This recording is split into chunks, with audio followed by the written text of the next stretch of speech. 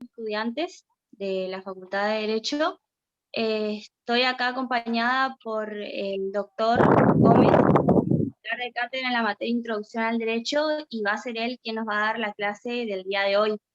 Como ustedes saben, la mesa de este mes es mañana a las 8 de la mañana, y bueno, acá el doctor les va a dar un par de pautas y preguntas que les van a ser de gran utilidad. Para poder entendernos mejor, sería bueno que tengan todos sus micrófonos apagados y que a la hora en el momento en el que se abra el espacio de preguntas, puedan sacarse sus dudas. Bueno, no sé si doctor quiere empezar. Bueno, sí, gracias Dana. Te agradezco a vos y al Centro de Estudiantes, a la agrupación Franja Morada, la oportunidad que nos das o que nos dan para ponernos en contacto y tratar de llevar adelante toda esta parte de exámenes libres en plena época de pandemia. Yo todo este tiempo he sido partidario, hasta inclusive en los exámenes libres, de la presencialidad. No es lo mismo comunicarnos en forma virtual que en forma real, viéndonos las caras y sabiendo cuáles son las reacciones entre personas, ¿no es cierto?, entre seres humanos. Y lamentablemente esta pandemia nos vino a un poco a perturbar en ese proceso educativo para mí tan imprescindible. Pero bueno, tuvimos que amigarnos con la tecnología y de alguna manera tenemos que llevar adelante todo este proceso educativo, y la facultad ha hecho un esfuerzo muy, muy grande para apuntar a la conectividad. Creo que la virtualidad ha venido para quedarse, ¿no es cierto? La virtualidad ha venido ya para instalarse, y en la medida que podamos entendernos o estar en los exámenes presenciales, vamos a tener que acudir a este instrumento, a esta tecnología, y vamos a tener que llevar adelante todo el proceso educativo universitario a través de la virtualidad. En esta instancia es necesario seguir cuidándonos, las autoridades así lo han entendido. La universidad hace desde el 19 de marzo, que un poquito más, que no tiene clases presenciales, y el proceso va a ser lento y paulatino, y creo que las autoridades están de acuerdo en que vamos a tratar de sobrepasar este momento en forma muy lenta. De igual modo, no creo que en los próximos meses podamos tener un contacto real, y bueno, viene bien este uso tecnológico para que podamos un poco saber cómo vamos a desarrollar los exámenes en nuestra materia y en todas las materias de la carrera de abogacía, ¿no es cierto? Yo siempre digo que es fundamental que los alumnos bajen el programa de cada cátedra. Es decir, si van a rendir con mi cátedra, que es la cátedra A, que bajen el programa que está en la página web de la facultad y que lo tengan a mano. Es necesario que tengan ese programa para poder rendir libre. El examen libre se hace de la misma manera, el examen libre virtual se hace de la misma manera que el examen libre presencial. Y nosotros permitimos al alumno que tenga su programa y que un poco se guíe por el programa, que un poco vaya siguiendo los pasos o que vaya hilvanando los temas de acuerdo al programa, porque el programa tiene un orden temático que es una especie coherente, de un sistema coherente de temas que hacen a la comprensión o al concepto, a la aprehensión conceptual de la materia. Siempre digo, yo siempre fui partidario de los exámenes libres, porque como empecé en la época del proceso, empecé y terminé mi carrera en la época del proceso, en esa época no había cursos y toda mi carrera hice libre, es decir, que todas las materias que he cursado, que he rendido, lo hice en forma libre. De manera que los alumnos no tienen que asustarse ni tienen que tenerle miedo a rendir en forma libre, al contrario, tienen que ejercitarse, y sobre todo los profesores, los que ya tenemos algunos años, estamos acostumbrados a este sistema. Creemos que en un momento, en un determinado momento, el alumno está capacitado para conceptualizar la materia. El día del examen es el día en que todos los conceptos y todos los conocimientos se entrecruzan en la mente del alumno. Y tiene que estar lúcido, tiene que estar bien descansado, tiene que estar bien predispuesto para llevar el examen de la mejor manera posible.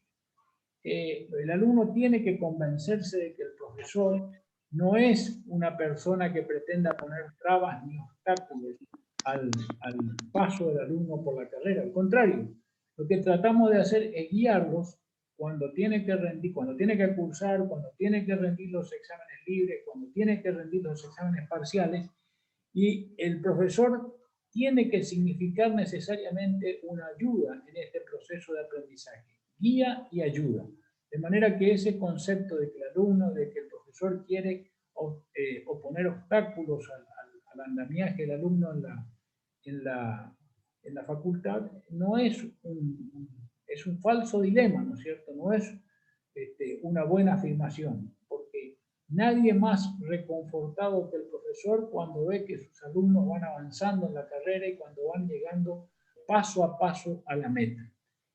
Hay ciertas técnicas para rendir un examen libre. Lo primero que tiene que hacer, como he dicho el alumno, es tener el programa a mano, ¿cierto?, en el momento de rendir. En segundo lugar, tiene que tener el DNI para exhibirlo ante la cámara y nosotros podemos constatar de que el alumno que está frente a la cámara es efectivamente el alumno que está rindiendo. De manera que esas dos circunstancias son requisitos indispensables para poder rendir un examen libre. Cuando nosotros le pedimos al alumno que acerque el DNI, queremos constatar si el DNI que figura, que exhibe, es en realidad, se corresponde con el DNI que figura en la planilla de examen.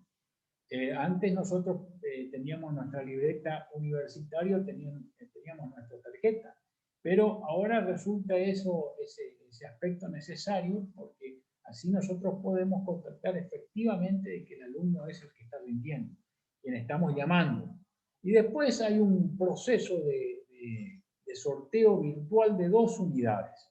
Una, la que el alumno va a elegir para hablar durante 5 o 10 minutos según el reglamento. Generalmente ese es el momento en que el alumno tiene que empezar con el pie derecho el examen. Tiene que empezar por el primer punto de cada unidad a exponer. Entonces yo les recomiendo a los alumnos que en sus casas se ejerciten, se tomen el tiempo, que vean el primer punto de cada unidad y que traten por lo menos de desarrollar el primer tema durante 3 o 4 minutos. A eso yo le llamo empezar. Buena, disculpe. Con el pie derecho. Sí, ¿quién disculpe, sí. Disculpe la molestia, una pregunta. Sí. Quiero saber si el parcial de introducción al derecho, el de la comisión A3, va a ser mañana o el miércoles con el profesor. Mire, yo ignoro cuáles son los Buenas. programas de parciales de los distintos cursos. Para que usted tenga una idea, somos casi 30. ¿Alguien ahí del curso no sabe? ¿Alguien que esté cursando introducción? Eso tendría que averiguarlo. Por la duda, alguien no sabe. En la oficina de cursos. Yo me estoy refiriendo exclusivamente a la mesa examinadora libre que está prevista para mañana a las 8 de la mañana. Hay 8 turnos de exámenes libres en la facultad: febrero, marzo, mayo, junio, agosto, septiembre y noviembre, diciembre. Los cursos son independientes de los exámenes libres. No, es con el profesor Luján. Quiero saber si introducción al derecho va a ser mañana. Contacto con el profesor Luján o averiguar en la oficina de cursos. Yo realmente ignoro, y en el aula virtual tiene que estar el cronograma. Entonces yo le recomiendo que usted averigüe en la oficina de cursos. Yo me voy a referir al examen libre que mañana tienen que rendir los alumnos que se anotan en forma independiente y que corresponden con el llamado del mes de mayo. Yo insisto que hay en el año 8 llamados de 8 turnos de exámenes libres de todas las materias. Se empieza con las materias de primer año, pero todas las materias que integran la carrera de abogacía en la facultad están programadas como para tomar exámenes libres. Y esos exámenes libres se toman en 8 fechas que están predeterminadas y que sale en un cronograma con mucha antelación y que yo a veces les recomiendo a los alumnos que visiten la página institucional de nuestra facultad, porque ahí está el programa de todas las mesas. Yo solo me voy a referir al examen libre de la cátedra A de Introducción al Derecho. Insisto, nosotros somos en la facultad más de 30 profesores de Introducción al Derecho, cada uno desarrolla un curso independiente, pero a su vez tenemos 3 cátedras, cátedras A, B y C. La cátedra A es la que está a mi cargo y en mi cátedra participan activamente el profesor Leiva, que es un profesor adjunto que integra la mesa, el profesor Luján, que es otro profesor adjunto que integra la mesa, el profesor Ramírez Sosa, que es jefe de trabajos prácticos, y la doctora Melina Sales. Además tenemos compañeros que son de ustedes, que son ayudantes alumnos, como el alumno Nahuel Nahuel Morel, y tenemos también 2 adscritos que generalmente colaboran con la tarea de coordinación entre los alumnos y las cátedras. Entonces, para rendir libre yo insisto en esto. Primero tienen que sacar 2 unidades, eligen una unidad para hablar y de la otra unidad, una vez que superen el paso que significa la exposición y la respuesta correcta a las preguntas de la unidad que ustedes eligen para hablar, pasamos a la segunda unidad, donde los profesores, cada uno de los profesores que integran la mesa, están autorizados y facultados para realizar una serie de preguntas al alumno. Por eso insisto que es necesario que ustedes empiecen con el pie derecho, insisto en lo mismo. Esta metodología les va a ser útil no solamente para superar el escollo que significa Introducción al Derecho, que es una materia base del primer año, sino además para todas, es una metodología para todas las materias. ¿Qué espera el profesor? El profesor espera que el alumno empiece bien y tiene que empezar bien desarrollando oralmente, porque son generalmente exámenes orales, los primeros puntos de la unidad que ustedes eligen para hablar. Quiere decir que si les toca, por ejemplo, la unidad 2 y la unidad 6, y eligen hablar de la 2, pues deben empezar hablando del primer punto de la unidad 2. El primer punto de la unidad 2, por ejemplo, dice Teoría General de las Normas según John Heinrich von Reich. Por ahí tienen que empezar a hablar. Ejerciten en sus casas antes a ver si pueden o están en condiciones de hablar sostenidamente al menos 2 o 3 minutos de los primeros puntos de cada unidad. Eso significa que van a entrar a desarrollar el examen con el pie derecho. Es como los jugadores de fútbol que pegan un saltito, entran con el pie derecho y algunos se persignan. Bueno, es casi lo mismo. Es decir que esa parte es fundamental, porque si ustedes no empiezan a desarrollar los primeros puntos de cada unidad, nosotros estamos autorizados para presumir o pensar que ustedes no han organizado el examen. Entonces tiene una parte del examen que se denomina estar en capilla o estar a la expectativa, mientras otro alumno rinde, ustedes tienen que preparar. Y siempre aconsejo a los alumnos que tomen papel y lápiz y vayan haciendo un cronograma de la exposición. Por reglamento, los alumnos tienen la facultad de exponer, o facultad que es una obligación también, de exponer durante 10 minutos, hasta 10 minutos. Y ahí el profesor está autorizado a cortar la exposición y a preguntarle sobre los puntos que consideran relevantes e imprescindibles de la unidad que está exponiendo el alumno, para después pasar a la otra unidad. También les quiero decir que no hay preguntas que el profesor realice para perjudicar al alumno, de ninguna manera. Las preguntas son siempre las mismas. Entonces, el alumno que puede asistir a la mesa, escuchar las preguntas del profesor, también tiene una ventaja para poder sortear el escollo que significa rendir libre.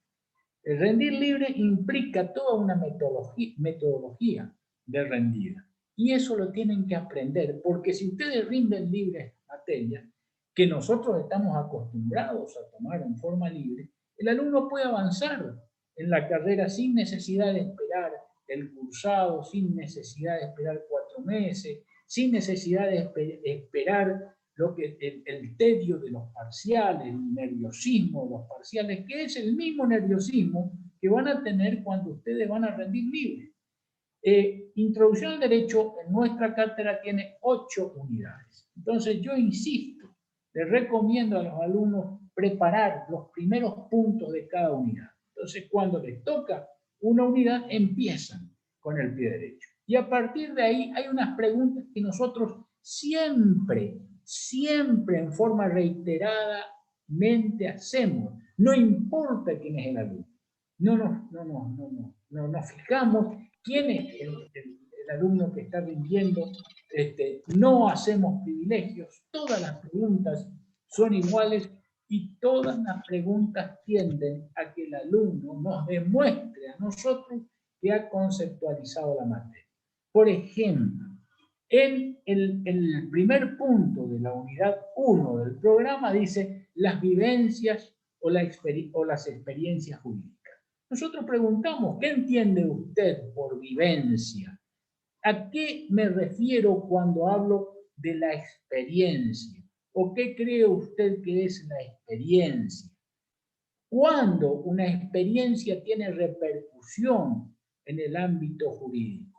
¿Cuál es el punto de vista de los participantes o de los operadores jurídicos? Cuando hablo de los operadores jurídicos, ¿a quiénes me refiero? A todas aquellas personas que de alguna manera tienen relación con el derecho, entre ellos el hombre de la calle, el hombre común, el que quiere saber qué tiene que hacer para cumplir con las leyes de su país o con el ordenamiento jurídico.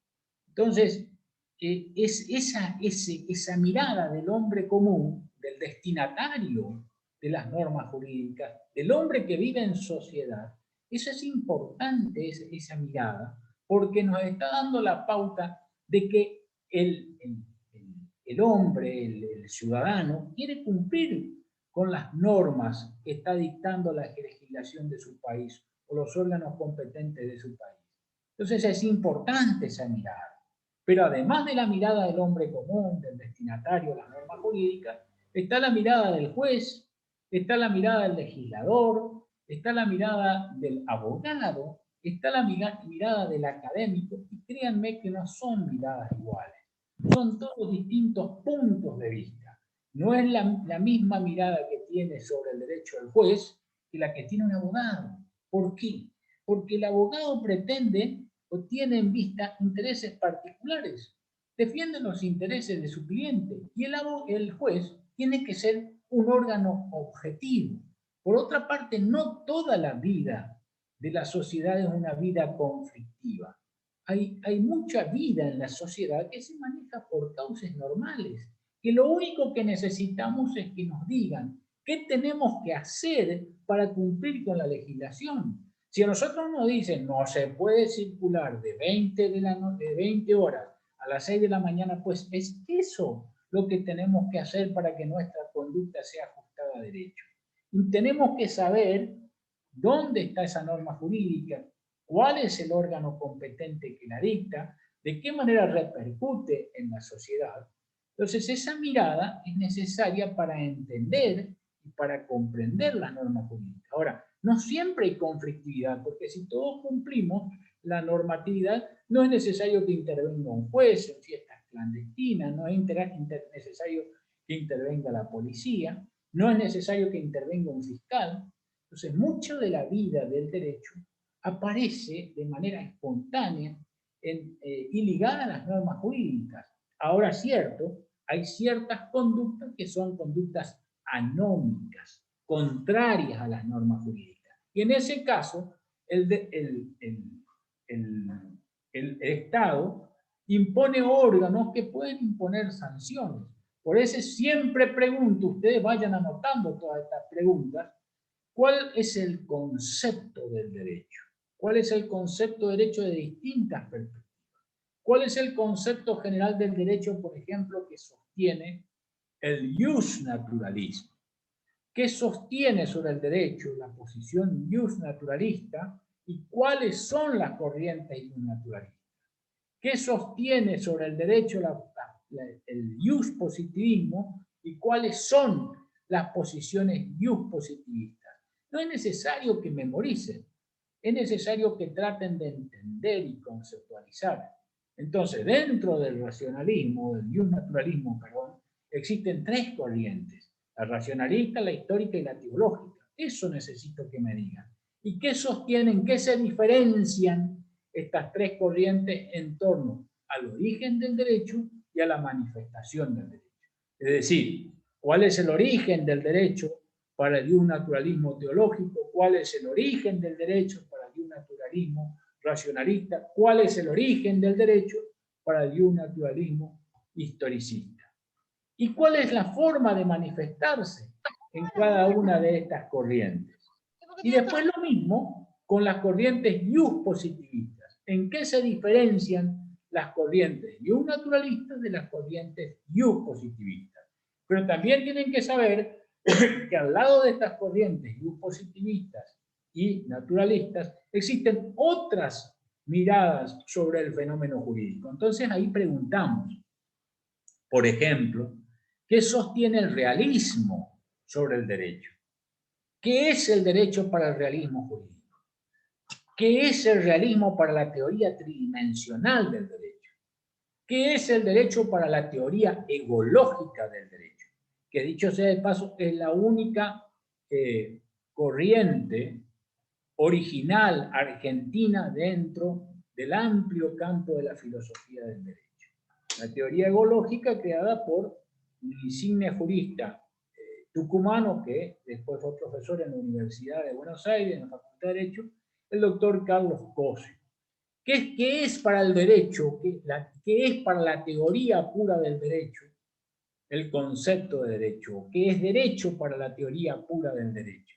Y ustedes saben, la teoría pura del derecho es de Hans Kelsen. Cuando ustedes vean en un libro de introducción al derecho el apellido Kelsen, el nombre Hans, deben prender una luz amarilla de atención, porque siempre, siempre en materia de derecho, de teoría general del derecho, hay un antes y un después de Kelsen. Kelsen fue el primero que dijo que la nota característica del derecho es la coactividad. Entonces siempre pregunto, ¿qué es la coactividad? ¿Y en qué se diferencia la coactividad de la coercibilidad? ¿Qué diferencia hay entre la coercibilidad y la coactividad?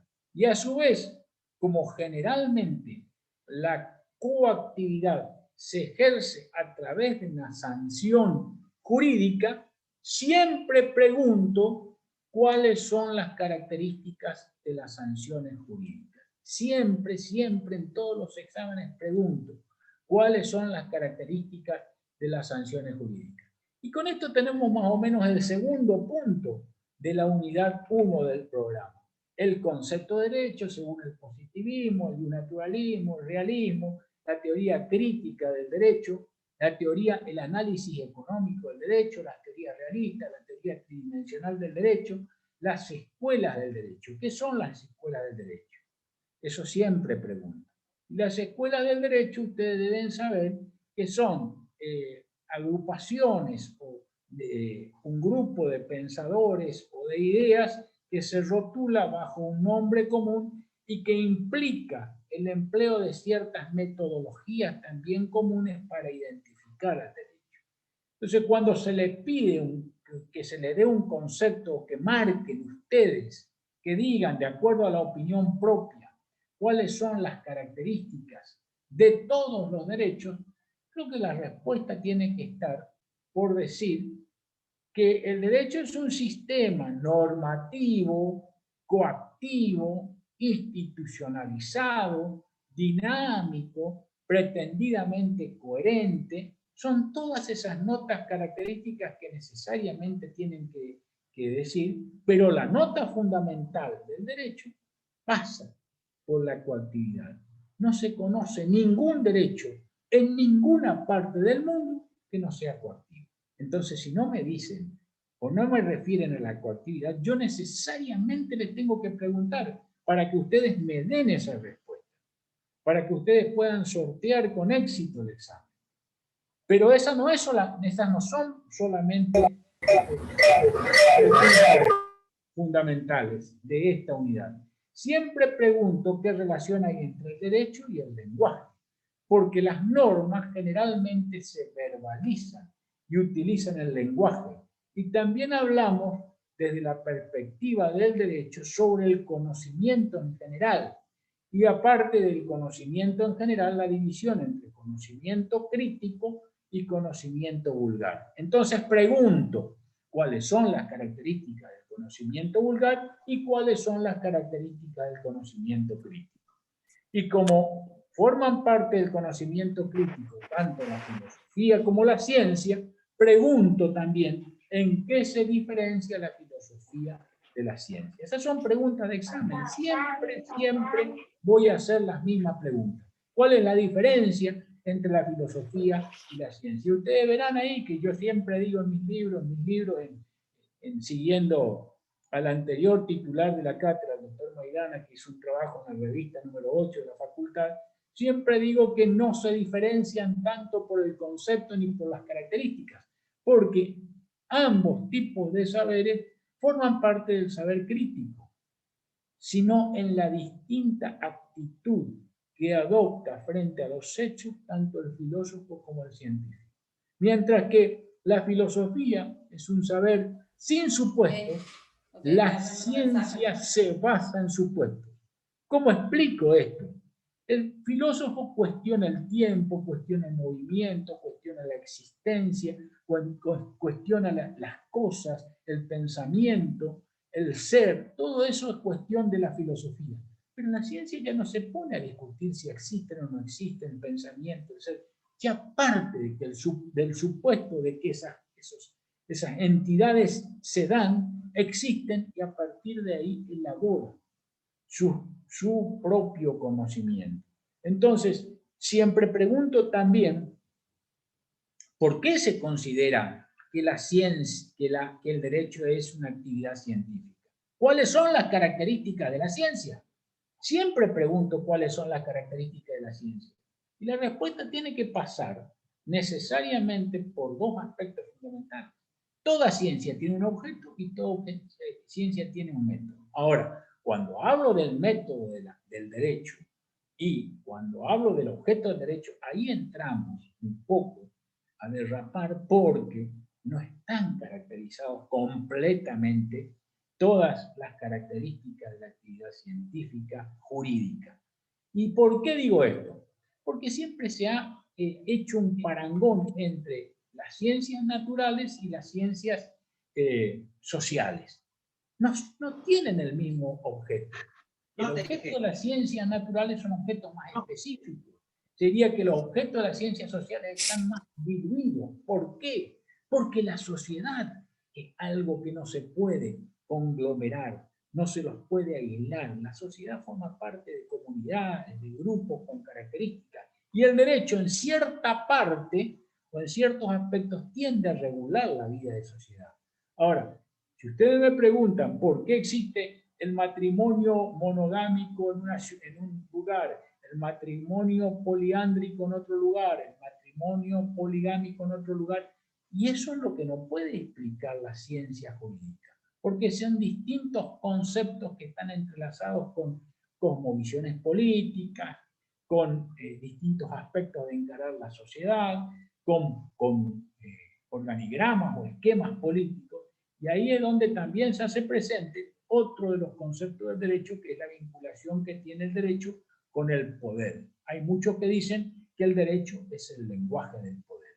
De ahí entonces que pregunto también en esta unidad 1, ¿cuál es la diferencia entre la moral y el derecho? Porque también algunos dicen que el derecho es una de las tantas formas de hacer efectiva la moralidad dentro de la sociedad.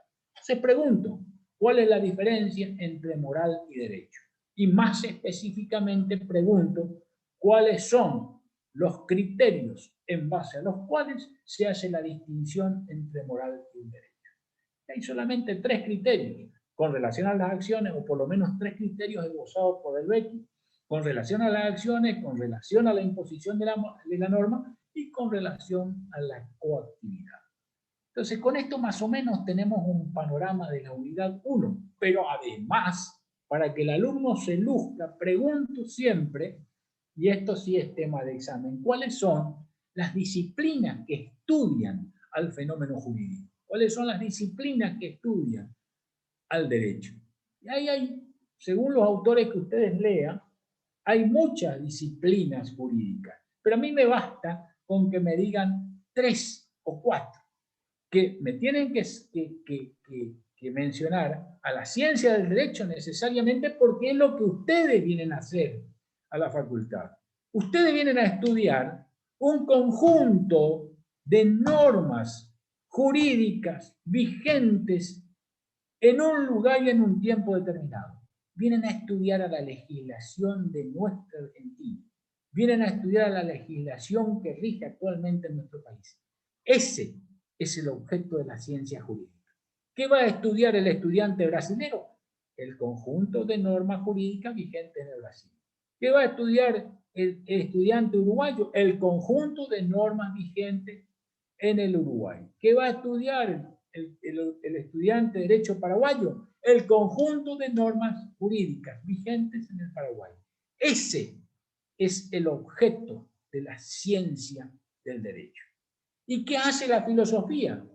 ¿Va a estudiar también los ordenamientos jurídicos? Sí, va a estudiar, pero desde un punto de vista más amplio. Va a poner en cuestionamiento todos los presupuestos de la ciencia. Se va a cuestionar, por ejemplo, si el derecho es solamente normatividad o si en el derecho también hay principios y hay directrices. Y ahí pregunto cuál es la diferencia entre una norma, un principio y una directriz. Siempre van por esos aspectos que también forman parte de la unidad 2. Entonces, pregunto cuáles son las disciplinas que estudian el fenómeno jurídico. Pregunto cuándo estamos en presencia de la ciencia del derecho. Pregunto qué estudia la filosofía del derecho. Pregunto qué estudia la historia del derecho. Pregunto qué estudia el derecho comparado y pregunto indefectiblemente qué estudia la teoría general del derecho. Quien no sepa que estudia la teoría general del derecho no aprueba introducción al derecho, porque ustedes vienen a hacer teoría general del derecho en esta primera instancia. ¿Qué estudia la teoría general del derecho? Los conceptos jurídicos fundamentales. ¿Cuáles son estos conceptos jurídicos fundamentales?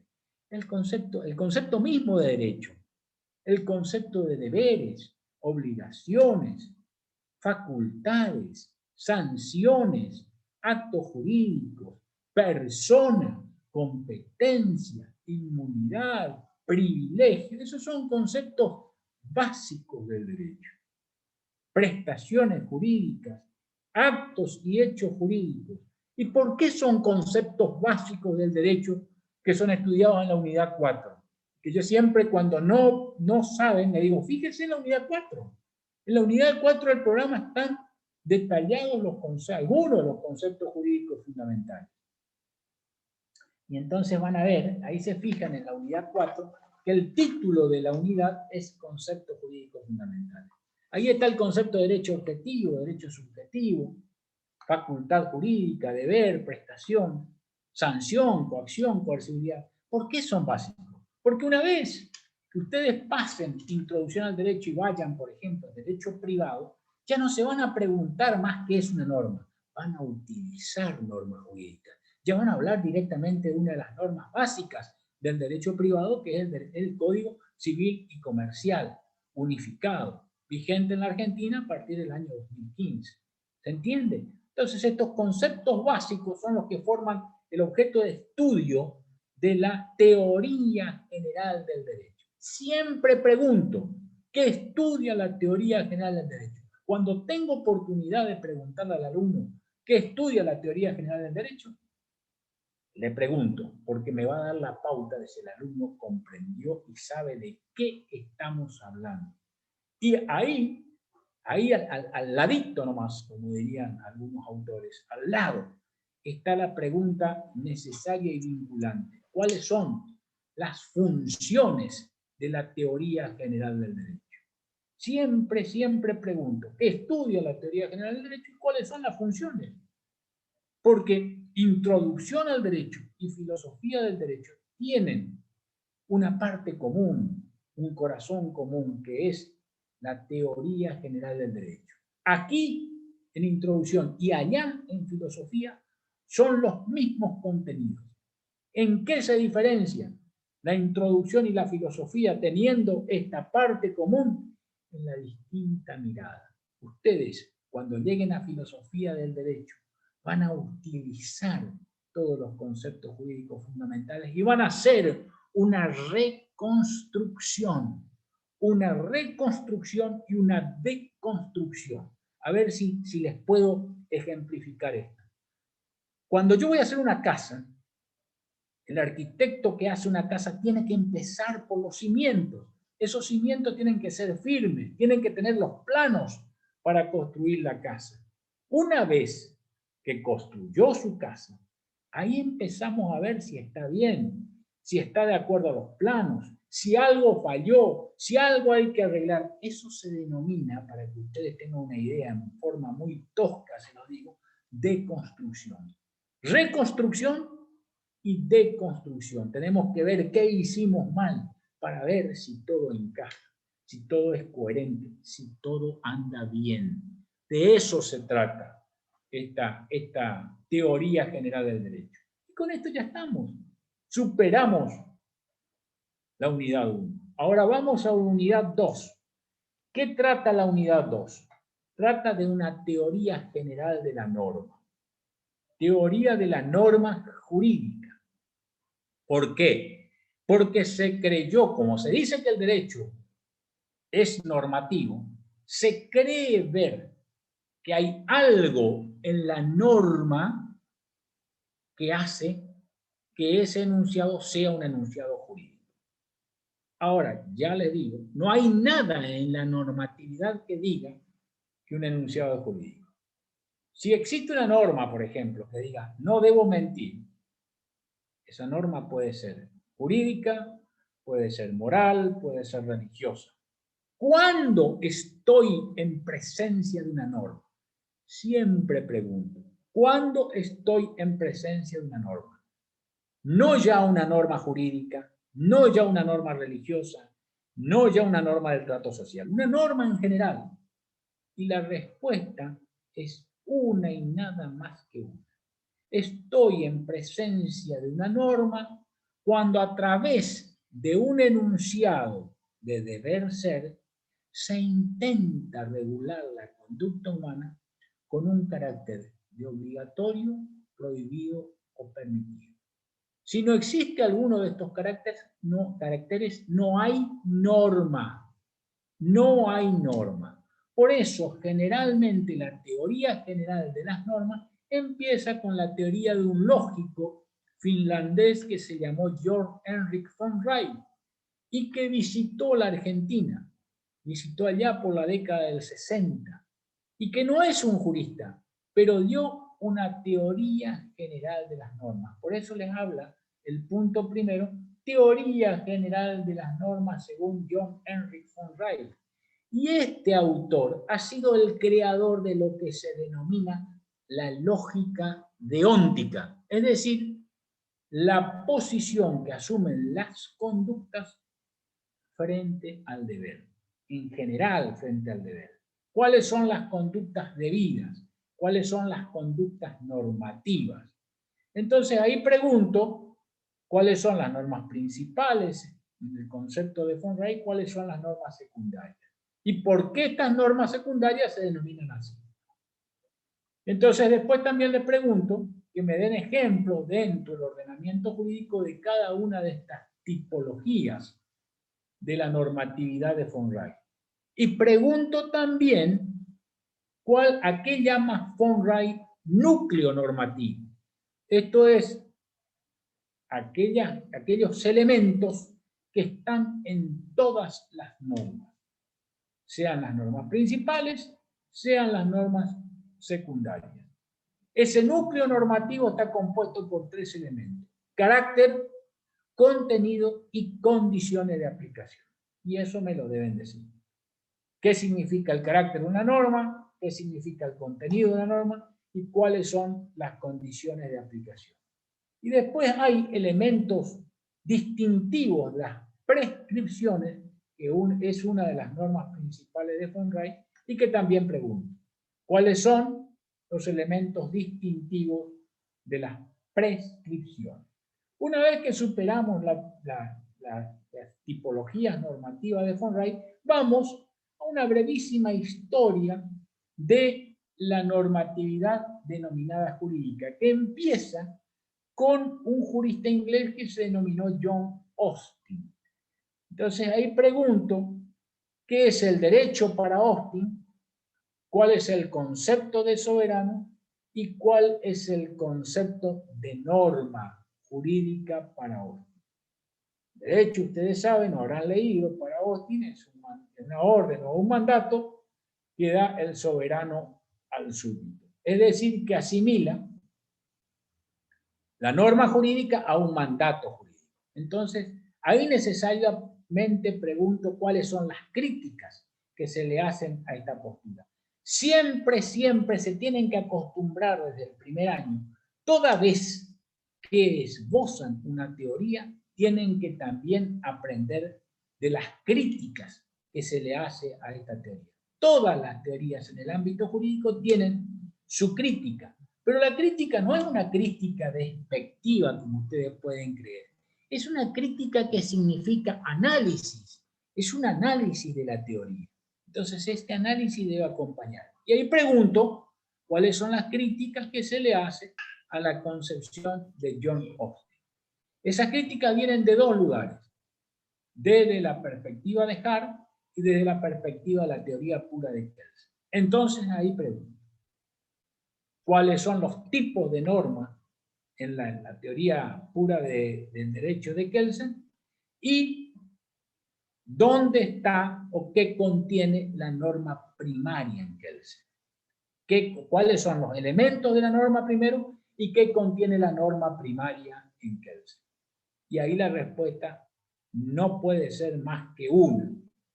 La norma primaria en la concepción de Kelsen contiene el concepto esencial de sanción, sanción jurídica. Y ahí nomás pregunto lo que ya tuve que haber preguntado en la unidad 1. Pregunto cuáles son las notas características. Tanto en la unidad 1 como en la unidad 2 puedo preguntar cuáles son las notas características de la sanción jurídica. Y esas notas características de la sanción jurídica están muy bien especificadas en el libro de Nima. ¿Cuáles son las notas características de la sanción jurídica? ¿En qué consiste? En un acto coactivo que priva de un bien jurídico, hecha por un órgano competente y como consecuencia de una conducta antijurídica. Entonces, también pregunto, ¿qué es la norma secundaria para Kelsen? Y la respuesta no puede ser otra que la que el mismo Kelsen proporciona. La norma secundaria es un mero derivado lógico de la norma primaria. Mero derivado lógico de la norma primaria. Y entonces ahí pregunto, ¿qué contiene o qué concepto esencial contiene la norma secundaria? Contiene el concepto de deber. Y pregunto también cuál es el concepto correlativo al concepto de deber jurídico. Y el concepto correlativo es la facultad jurídica. ¿Por qué digo esto? Porque si hay alguien que tiene un deber, tiene otra persona un derecho. Si alguien tiene un derecho es porque otra persona correlativamente tiene un deber. ¿Cuándo es sancionado? Cuando no se cumple con el deber jurídico. ¿Cuál es la conducta opuesta al acto antijurídico y que permite evitar la sanción jurídica? Es el deber jurídico. ¿Cuándo una persona es responsable según Kelsen? Cuando es susceptible de ser sancionado. Y ahí ven que esta respuesta que da Kelsen pone el foco de la normatividad jurídica en la sanción jurídica, que es un acto coactivo. Y por eso también digo que el derecho para Kelsen es fundamentalmente coactividad. actos de fuerza. ¿No es cierto? Pero claro, no todas las normas de un ordenamiento jurídico contienen actos coactivos. Y ahí parece que se equivoca Kelsen. Entonces yo necesariamente tengo que hacer referencia o tengo que preguntar sobre la concepción normativa de Hart. ¿Qué es el derecho para Hart? Unión de reglas primarias y secundarias. ¿Cuáles son las reglas primarias? Las que contienen obligaciones. ¿Cuáles son las reglas secundarias? Las reglas de reconocimiento, adjudicación y cambio. Y ahí ustedes tienen que un poco describir en qué consiste cada regla. ¿Y quién le hace la crítica a la concepción normativa de Hart? Dworkin. ¿Dworkin de qué habla? De que el derecho no consiste solamente en normas, sino en normas, principios y directrices. Y ahí pregunto, siempre pregunto, ¿qué diferencia hay entre una norma, un principio y una directriz? Y con esto más o menos estamos. Alexis sigue la concepción de Kelsen con otras perspectivas, es decir, Alexis también habla de principios y de normas, y Alchourrón y Bouligin hablan de la existencia de las normas, que generalmente se pregunta ya cuando el alumno o es para salvarlo o es directamente para que el alumno ya abandone el examen, ¿no es cierto? Es muy difícil que se pregunte sobre la concepción de Alchourrón y Bouligin. Son dos autores diferentes y son dos autores argentinos que se han destacado en Oxford. Es uno de los pocos libros argentinos de la filosofía que ha sido traducido al inglés y que fue materia de estudio obligatorio entre los estudiantes ingleses en la Universidad de Oxford. De ahí la importancia de un libro que se llamó precisamente Sistema Jurídico. Entonces, fíjense que en el punto tercero del programa vuelve sobre el concepto de normas, principios y directrices. El concepto de norma jurídica y de proposición normativa. ¿Cuándo hay una norma jurídica? Cuando pertenece a un sistema jurídico. ¿Y qué es una proposición normativa? Un enunciado que se refiere a una norma. Las proposiciones normativas son los enunciados de la ciencia jurídica. Entonces, ¿cuándo una norma existe? Esta pregunta requiere al menos 3 o 4 perspectivas, porque son perspectivas teóricas. ¿Cuándo una norma existe para Kelsen? ¿Cuándo una norma existe para Cosio? ¿Cuándo una norma existe para Alchourrón y Bouligin, por ejemplo? ¿Cuándo una norma existe para Ross, para el realismo jurídico? Y también pregunto cuáles son los conceptos normativos. ¿Cuándo una norma es positiva? ¿Cuándo una norma está vigente? ¿Cuándo una norma es eficaz? Y cuándo una norma es válida. Los alumnos que no sepan los conceptos normativos no pueden aprobar introducción al derecho.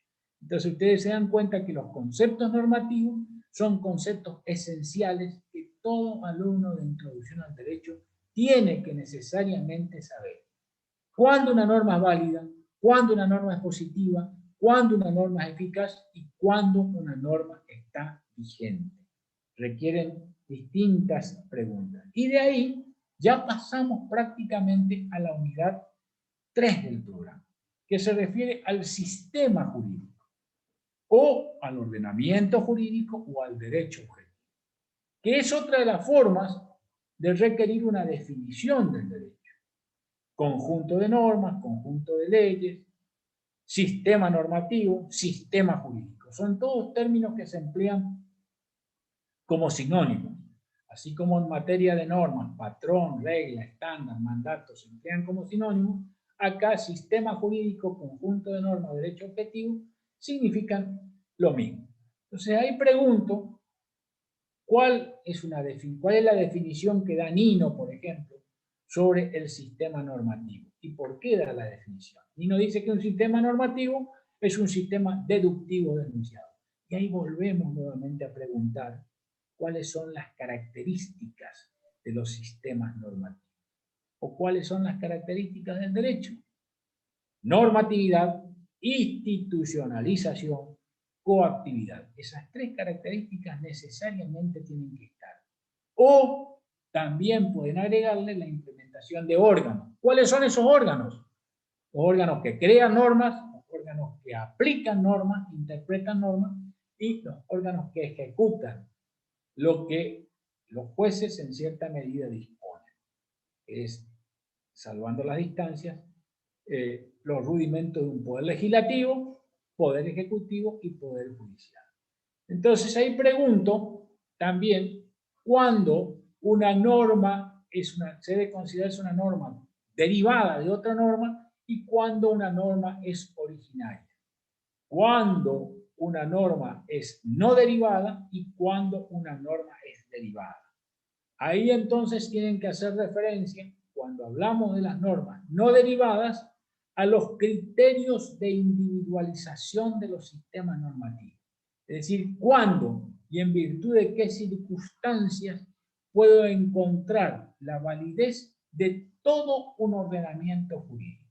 Son respuestas teóricas que se han dado. Y ahí ustedes encuentran la postura de Austin, la postura de Kelsen, la postura de Hart, la postura de Ras, la postura de Nino. Son más o menos 4 o 5 criterios de individualización de los sistemas normativos que siempre preguntan. Criterio territorial, el criterio del origen de un cierto legislador, el criterio de la norma fundamental, el criterio de la regla de reconocimiento y el criterio del reconocimiento por los órganos primarios del sistema.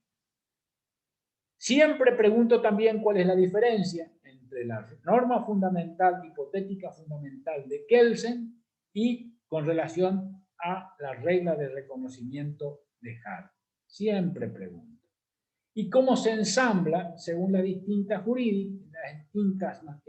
doctrinas jurídicas, los sistemas jurídicos nacionales con el sistema jurídico internacional? Concretamente, si son dos sistemas diferentes, el internacional y el nacional, o si de alguna manera uno depende de otro. Es decir, si los estados reciben su validez del sistema nacional o el sistema jurídico internacional reciben validez de los estados. Ahí hablo también o pregunto siempre sobre el principio de eficiencia, que dice y cómo se manifiesta el principio de eficiencia de los ordenamientos jurídicos, y también pregunto, para terminar, una teoría general de las fuentes del derecho. Ahí necesariamente me tienen que hablar de la costumbre, de la ley, de la jurisprudencia y de la doctrina. Básicamente de esas fuentes. Puede ser que eventualmente, un poco para engalardonar el examen, pregunte cuáles son los pasos para la formación de la ley jurídica y cuál es el trámite legislativo que prevé. Pero si ustedes desarrollan bien la teoría de las fuentes y hablan bien de la ley, de la costumbre, de las diferencias, de la doctrina, de la jurisprudencia, cuando estoy en presencia de la jurisprudencia, qué diferencia hay entre la jurisprudencia y el presente, es poco probable que preguntemos aún más sobre una parte de la creación de la ley argentina que está prevista en la Constitución y que como tal ustedes van a estudiar en Derecho Constitucional. Ya con que sepan esta teoría de las fuentes, ya es suficiente. La fuente del derecho en particular, el programa les pide, la ley, la costumbre, la doctrina y la jurisprudencia. A lo sumo puedo preguntar también qué diferencia hay entre la jurisprudencia y el precedente. Y con esto ya está el desarrollo de la unidad 3. Ahora vamos a la unidad 4. La unidad 4 quizás sea la unidad más importante de todo el programa, porque ahí sí están los conceptos que ustedes ahora van a aprender y que después lo van a usar. Ya cuando pasen a derecho privado, cuando hablen de cheque, cuando hablen de enfiteusia, de hipoteca, todos esos institutos van a presuponer de alguna manera que ustedes ya saben estos conceptos. Y ahí pregunto, ¿a qué hace referencia el derecho objetivo y a qué hace referencia el derecho subjetivo? Hay teorías que distinguen y teorías que las unen. Entonces, teoría de la unidad y teoría de la distinción. Y pregunto, dentro de los derechos subjetivos, ¿a qué se llaman derechos subjetivos públicos y a qué se llaman derechos subjetivos privados? Y después pasamos a la relación jurídica. La relación jurídica supone un conjunto de derechos o facultades, de deberes y de prestaciones. Entonces, hablamos de la facultad jurídica o derecho subjetivo en sentido estricto, hablamos de deberes jurídicos, los distintos sentidos que se le da a la expresión deber jurídico, y hablamos también de la prestación. ¿Qué es la prestación? Son las distintas formas o maneras con que cumplo el deber jurídico. Y hablamos ahí de sujeto y objeto del derecho. ¿Cuál es el sujeto del derecho? La persona, o la teoría de la personalidad. Hablamos de la teoría de la personalidad, que es la persona, cómo está contemplado en el ordenamiento jurídico, cómo se clasifican las personas. Y después pregunto también cuál es el objeto del derecho según la teoría egológica de Cosio y la teoría pura de Kelsen. Son dos aspectos, son dos teorías que ven de distinta manera cuál es el objeto del derecho. Fíjense que dice, la noción de persona jurídica, la distinción entre el hombre, el concepto de hombre y la persona, y después la persona individual y la persona colectiva. ¿Cuáles son las teorías que explican de alguna manera la naturaleza jurídica de los entes colectivos? Ahí siempre pregunto también qué dice Kelsen y cómo llega dentro de la teoría pura de Kelsen a la asimilación entre el Estado y el derecho. Es una teoría muy, pero muy original. Entonces hablamos de las personas, cuáles son las personas de derecho público y cuáles son las personas de derecho privado. Y en esto sí, a veces les recomiendo a los alumnos que lean un poquito el Código Civil y Comercial, que trata un poco de todas estas cosas. Cuando comienza la concepción de la persona humana y cuáles son los entes a los que el derecho le confiere de alguna manera la personalidad. Después pregunto qué es el acto jurídico o el acto antijurídico y el concepto de responsabilidad desde la perspectiva de la teoría egológica del derecho y la teoría pura del derecho. A veces pregunto el concepto de competencia, pero no ahondo mucho en este concepto porque como concepto procesal va a estar necesariamente ligado al derecho procesal que ustedes van a ver cuando avancen en la carrera y se encuentren ya por el tercer o cuarto año. Y después sí encuentran los conceptos de sanción, coacción y coercibilidad.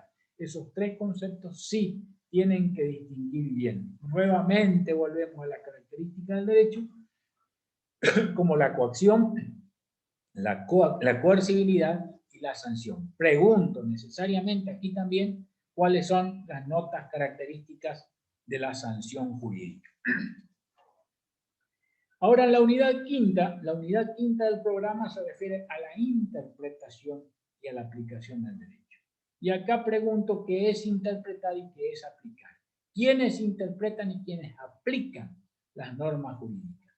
Antes hablamos del lenguaje, porque generalmente las normas jurídicas se expresan en un lenguaje y tenemos que hablar de cuáles son las partes del lenguaje y cuáles son los usos del lenguaje. Esto ustedes más o menos lo saben por lógica. En lógica, en el ingreso, en el curso de nivelación, ustedes necesariamente hicieron referencia a estos dos aspectos. ¿Cuáles son los usos del lenguaje y cuáles son las partes del lenguaje? Y también hablamos de la interpretación, que es interpretar cómo se interpreta y cuáles son las teorías que se refieren a las distintas maneras de interpretar. ¿Qué interpreta el jurista de acuerdo a la concepción de Kelsen? ¿Qué interpreta el jurista de acuerdo a la concepción de Cosio? ¿Qué interpreta el jurista de acuerdo a la concepción realista? ¿Qué interpreta el jurista de acuerdo a la posición crítica del derecho? ¿Qué interpreta el jurista de acuerdo al análisis, a la teoría del análisis económico del derecho? Entonces hablamos después de la aplicación temporal y espacial de las normas jurídicas. Y acá también les sugiero a los alumnos que un poco relean el Código Civil y Comercial en lo que hace a la aplicación del derecho.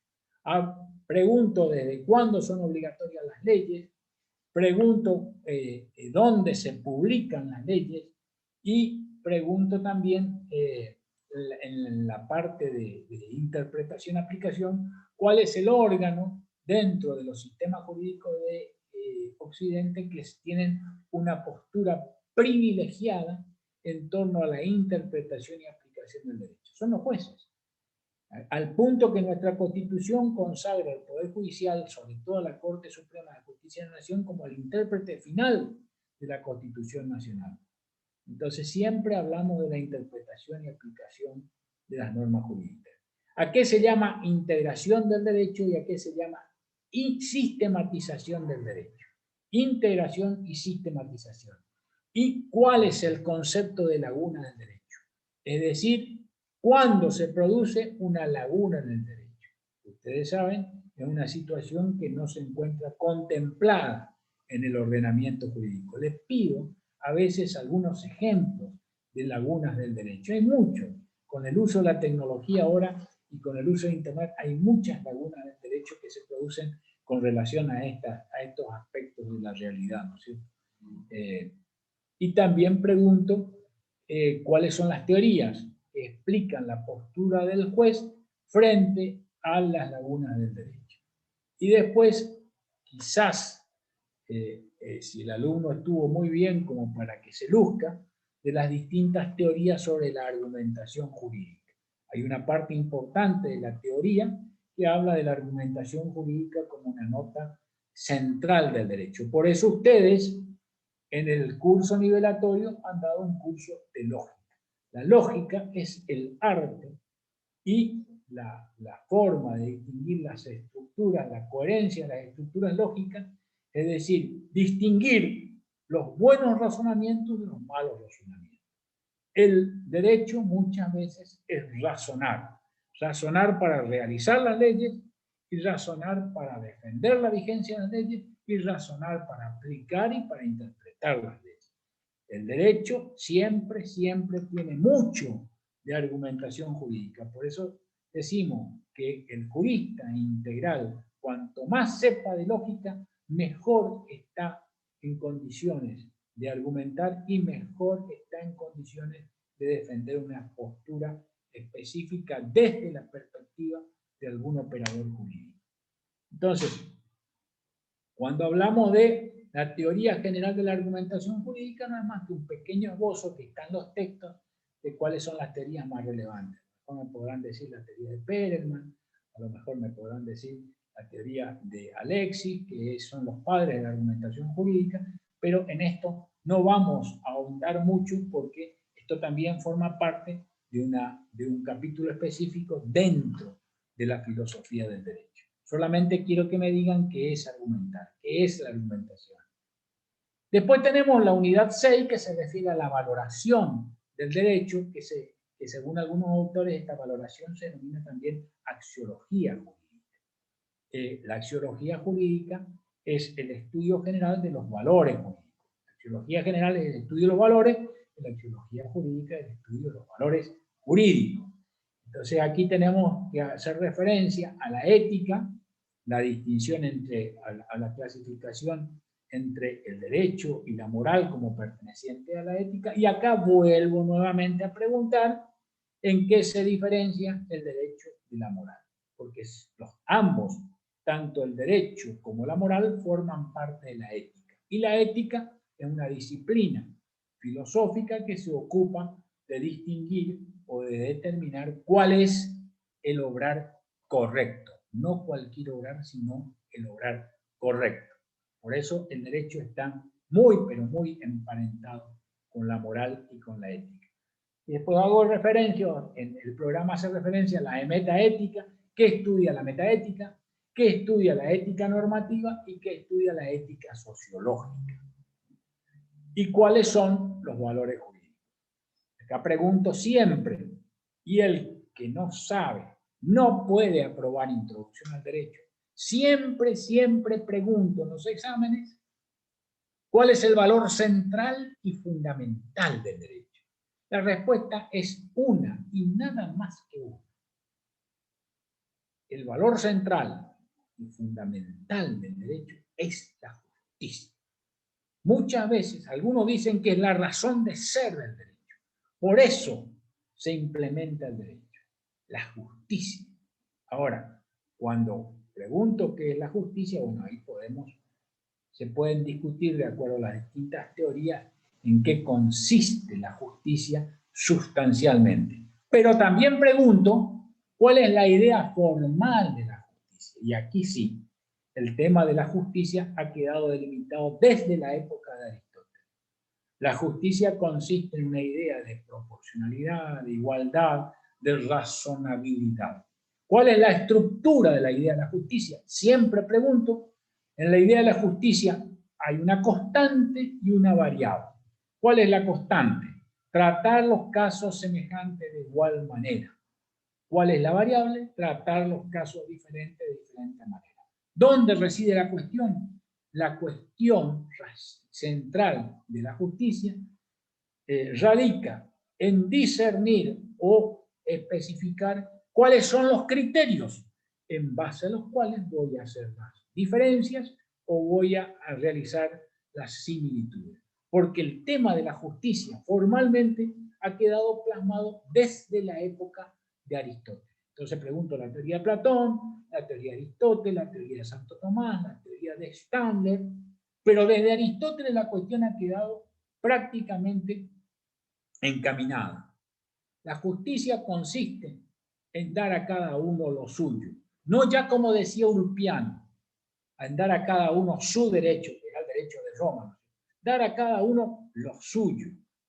Entonces, ahí el alumno tiene que empezar a discernir, en base a criterios, a diferenciar distintos aspectos de la estructura de la justicia, a establecer variables, a establecer semejanzas y a establecer clasificaciones. Ahí tiene que saber el alumno que no hay clasificaciones que sean verdaderas, hay clasificaciones que son más o menos útiles, y la utilidad de la clasificación va a estar determinada por los criterios que utilizo para realizar la clasificación. Ahí le pido a veces algunos ejemplos, pero bueno, esta es la idea, ¿no es cierto? También pregunto en qué se diferencia la concepción de Santo Tomás de la concepción de Aristóteles, ya que la concepción de Aristóteles es el tronco común. Pregunto por qué se denomina la concepción de Stander y un naturalismo de contenido variable, y pregunto algunas concepciones modernas de la teoría de la justicia. Ahí el alumno no puede dejar de mencionar la concepción o la teoría de justicia de John Rawls del año 1971. Entonces, esas son preguntas de examen que ineludiblemente van a estar en cada uno de estos aspectos. Fíjense que dicen los valores jurídicos, además de la justicia, ¿qué otros valores jurídicos conocen? Y ahí necesariamente tienen que hacer referencia al plexo de los valores jurídicos de Carlos Cosio: orden, seguridad, paz, poder, cooperación, solidaridad y justicia.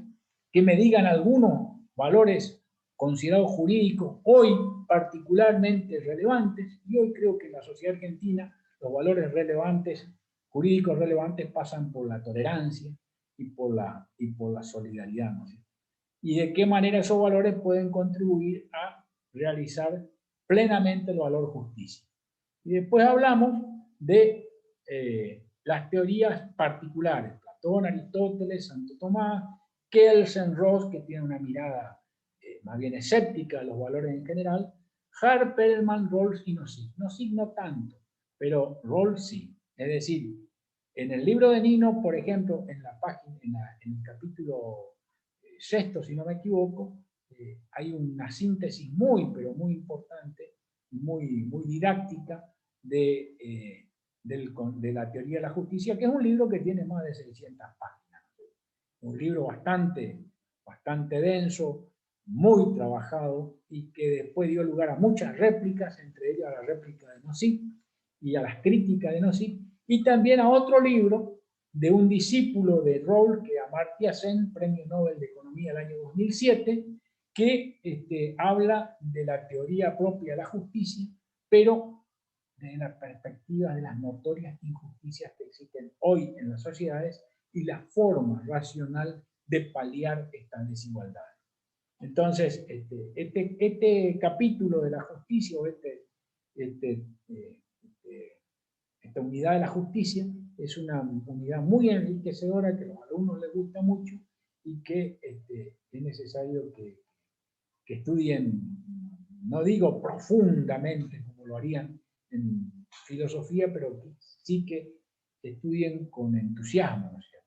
Después tenemos la unidad 7 que habla de los derechos fundamentales, y en esto no voy a repetir lo que ustedes ya aprendieron durante el curso de Derechos Humanos o el curso nivelatorio de los derechos fundamentales en el ingreso. Prácticamente hablamos ahí de los derechos humanos de primera generación, de segunda generación, de tercera generación, si es que existen derechos humanos de cuarta generación, hablamos de la incidencia que tienen los derechos humanos dentro del sistema de legalidad argentina, y sobre todo de los derechos de los grupos vulnerables y las minorías. Y dentro de estos grupos vulnerables, que ustedes identifiquen cuáles son los grupos vulnerables y de qué manera el derecho puede darles protección. Y finalmente, un capítulo muy que a los alumnos no les gusta mucho, nunca eligen la unidad 8, pero es una unidad muy amplia, ¿no es cierto? Es tan amplia, tan extensa, que los alumnos se pierden a veces en el desarrollo de los temas, y yo particularmente en el libro, en la guía de introducción al derecho, hice un desarrollo bastante pormenorizado siguiendo un autor, Peter y Ben, autores norteamericanos que han desarrollado los principios sociales y el Estado democrático. Es un libro bastante ya antiguo, pero muy, muy intuitivo. Y ahí hablamos entre la relación que existe entre el derecho y la cultura, que es la cultura en el mundo de los objetos.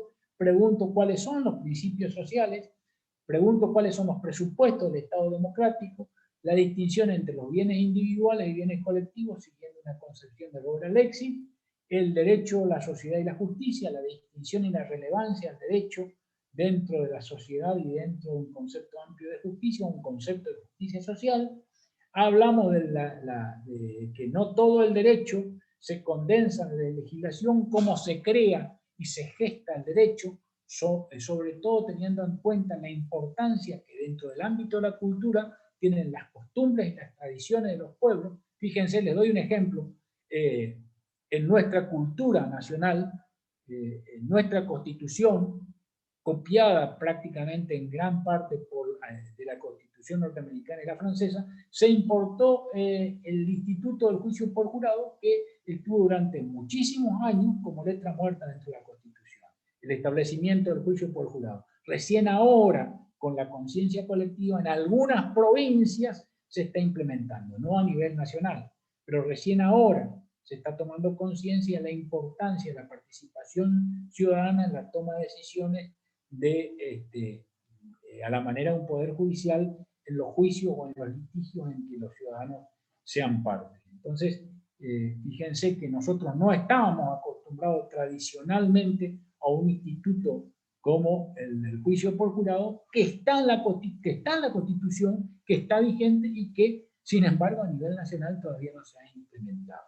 Y después hablo ya directamente de una perspectiva crítica, o sea, el programa se refiere al concepto del poder. ¿Qué es el concepto del poder?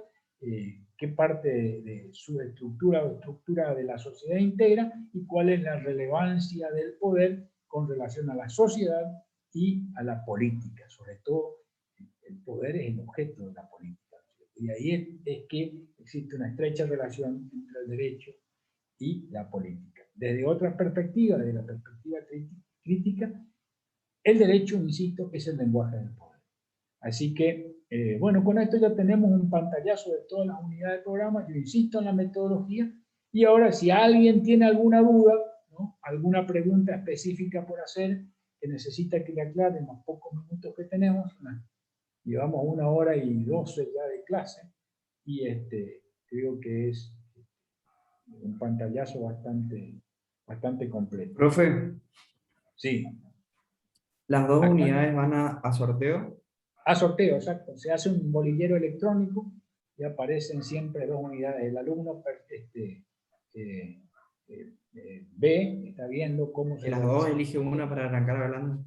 se comparte la pantalla. En la parte de la pantalla aparece el bolillero virtual y ahí se ve cómo salen sorteadas Las 2 unidades. Son 8 unidades, se cargan entre comillas las 8 unidades, y es el propio sistema, es una aplicación, ¿no es cierto?, que tiene un sorteo virtual de bolillas, por así decirlo, de unidades. ¿Alguna otra pregunta?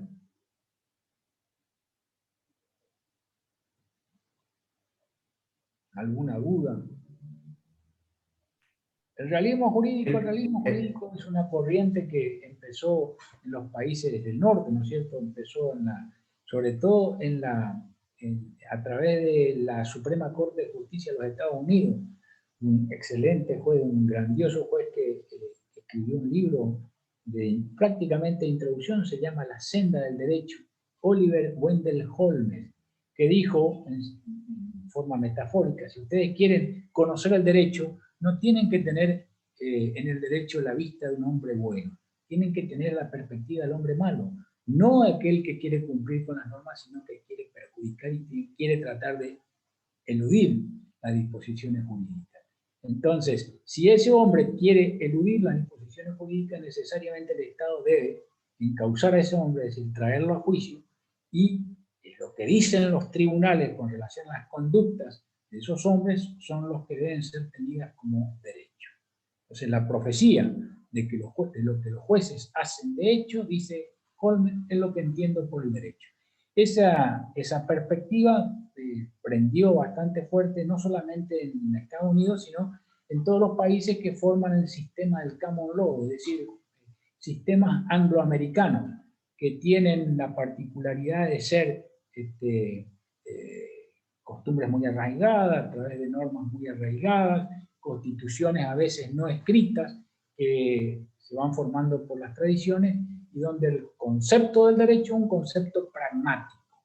Las profecías, es decir, lo que dicen los jueces, eso es lo que debe entenderse por derecho. Un poco es la mirada de los tribunales, de los juristas en los sistemas del common law, que tienen en vista los sistemas de jurisprudencia, esto es, la sentencia de los tribunales que interpretan y aplican en las mismas normas a casos semejantes. Un poco es esa la mirada. Si vemos qué dice el tribunal, y en función de lo que dice el tribunal,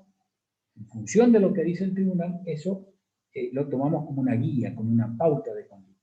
Ahora, por ejemplo, mañana, todos estamos pendientes de lo que va a decir la Corte Suprema de Justicia de la Nación con relación a la autonomía de la ciudad capital para discernir su propia política legislativa en materia de educación, similar a las provincias.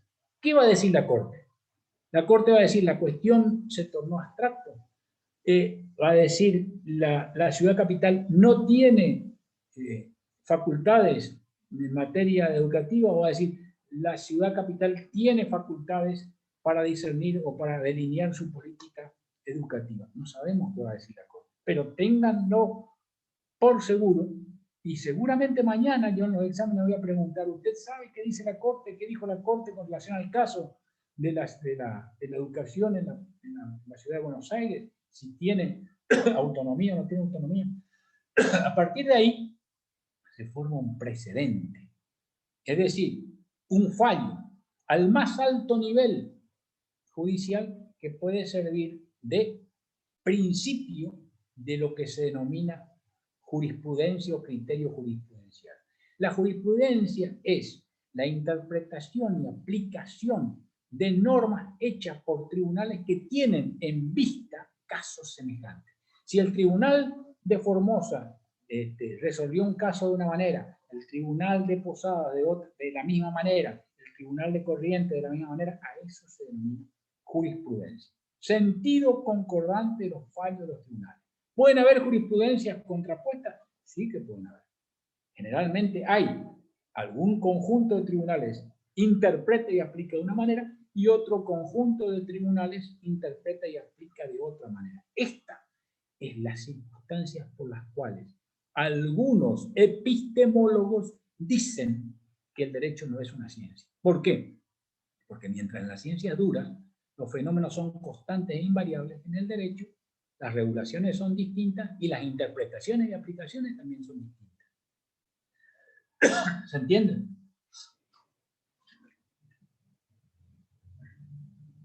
Ustedes eligen las unidades. Hay 2 unidades que ustedes van a sacar. De las 2 unidades, por ejemplo, sacan la 2 y la 5. Bueno, voy a empezar a hablar de la 2. Empiezan a hablar de la 2 y de acuerdo como a veces exponen tan bien de la unidad que eligen que nosotros no hacemos otras preguntas, ¿no? Es innecesario, nos damos cuenta. Aparte, fíjense, ustedes empezaron a hablar, nos damos cuenta a veces, a través de los años de experiencia, si memorizaron, si conceptualizaron, si leyeron por algún libro determinado, si